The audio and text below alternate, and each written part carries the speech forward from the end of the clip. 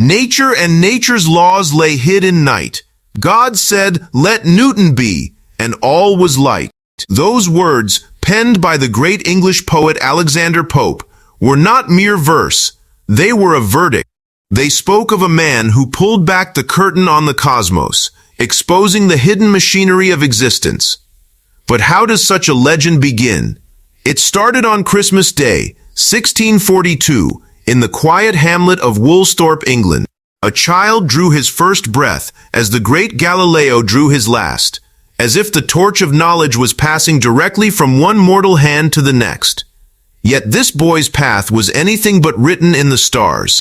Like Jesus of Nazareth, he was born after his father's death, a posthumous child left to the solitary care of his mother. From the beginning, his hands moved differently than others. While other boys played, he built toy machines, miniature clocks, tiny water wheels, whispering an early genius into wood and gears. But there was a problem. The classroom was a cage to him. He was sharp, yes, but restless. The rigid doctrines of school repelled his curious soul. Seeing no other way, his mother made a choice. She pulled him out. She needed a farmer, not a dreamer.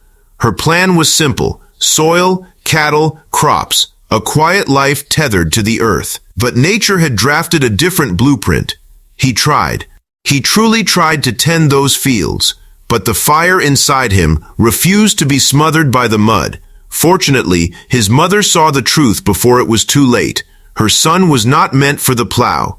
At 18, he was released into the hallowed halls of Cambridge University, and there, the lost boy found his weapons. He devoured mathematics and science like a starved man. The ordinary student vanished. In his place grew an intellectual titan who, between the ages of 25 and 27, began laying foundations that would shift the axis of the world. It was the mid-17th century, a golden storm of discovery. The telescope had just pried open the heavens. Bacon and Descartes were urging the thinkers of Europe to abandon blind faith and instead observe, experiment, and reason. Galileo had turned his spyglass skyward and shattered ancient cosmologies. Harvey had mapped the circulation of blood through the human body. Kepler had deciphered the elliptical paths of the planets. Knowledge was everywhere, but it was scattered, fragments of a grand puzzle, lying restless and disconnected. There was no single key, no unbreakable thread to tie all these revelations together, no law that could explain everything. This was the void that Isaac Newton was born to fill. His first thunderbolt struck the field of light itself. Through meticulous, patient experiment, he discovered that ordinary white light was not pure, but a violent fusion of all the colors of the rainbow. It was a revelation that shattered centuries of scientific ignorance. Then, using the geometry of refraction, he built the world's first reflecting telescope in 1668, a blueprint so perfect that even today, the mightiest observatories on Earth rely on the very same principle. He presented his findings to the Royal Society when he was just 29 years old. For any other scientist, the study of light alone would have been a crowning life's achievement. For Newton, it was merely a footnote. In mathematics, he crafted an entirely new language, the calculus, a universe of infinity contained in a single, elegant system.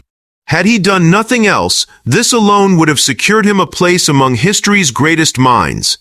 Modern science, with all its dazzling technology, would be mute without it, but his true masterpiece lay in the realm of mechanics, the physics of moving bodies.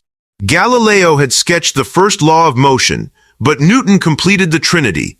He gave the second law, defining how mass and acceleration bow to force.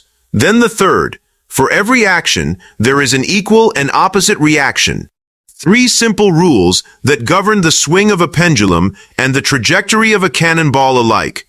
Then came the crescendo. In 1687, he unleashed his magnum opus, Philosophia Naturalis, Principia Mathematica. In a single, breathtaking volume, he bound the law of universal gravitation to his 3 laws of motion.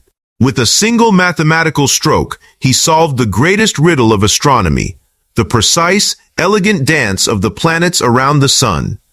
No one had ever glimpsed the cosmic symphony like this before. His rivals could not deny him. Even Gottfried Wilhelm Leibniz, his bitterest enemy, a man locked in a venomous feud with him, once conceded, taking mathematics, the great French savant Laplace declared Newton's laws were superior to any other self-made construct of the human intellect. Lagrange, another titan, often insisted that Newton possessed the greatest genius that ever existed. Even as late as 1901, Ernst Mach wrote, "Whatever has been added since in mathematics is merely an evolution of Newton's foundations." The question lingers, why is this quiet physicist placed above emperors like Alexander the Great, generals like Washington, or prophets like Jesus and Buddha? Because Alexander died, and 500 years later, life in the world was utterly identical. In 1500 AD, the common man lived no differently than he did in 1500 BC. But over the last 5 centuries, the scientific revolution has rewritten every single facet of existence. Our clothes, our food, our wealth, our pleasures, our politics, our faith, everything has been forged anew. And standing at the epicenter of that hurricane was one solitary man. In 1727, the giant fell silent, but they did not bury him in a common grave. He was laid to rest in Westminster Abbey, the first scientist in history to be honored with such a sacred interment. Among the silent tombs of kings and poets, his grave stands as an eternal testament that quiet, deep contemplation outlasts the sword and outshines the throne. He pulled nature's hidden laws from the abyss of night and brought them screaming into the light. And today, whenever humanity reaches for the stars, or splits the atom, or sends machines into the void, we are walking the path that Isaac Newton alone first paved. His death was centuries ago, but his clockwork universe still turns, still drives our worlds, our minds, and our very future. He remains, forever, the architect of reality.